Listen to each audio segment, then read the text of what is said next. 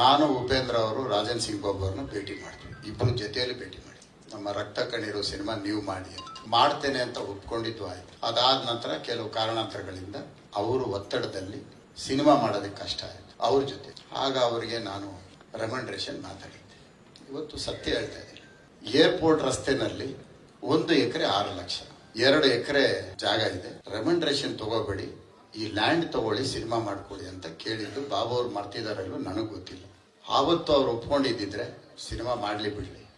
ಇವತ್ತು ಅದರ ಮೌಲ್ಯ ನಾನು ಹೇಳಿದ್ರು ನೀವು ಸುಳ್ಳು ಅನ್ಬೋದು. 2 ಕೋಟಿ ಇವತ್ತು 100 ಕೋಟಿ, 2 ಎಕರೆ 100 ಕೋಟಿ ಇವತ್ತು. ಇದು ವಾಸ್ತವ. ನನ್ನ ಕಣ್ಣೆದುರುಗಡೆ ಆ ಜಾಗನ ಇವತ್ತು ನಾನು ಹೋಗಿ ಬರೋವಾಗೆಲ್ಲ ನೆನೆಸ್ಕೊಳ್ಳೋದು ರಾಜನ್ ಸಿಂಗ್ ಬಾಬು ಅವರು ಎಂತ ತಪ್ಪು ಮಾಡಿದ್ರು.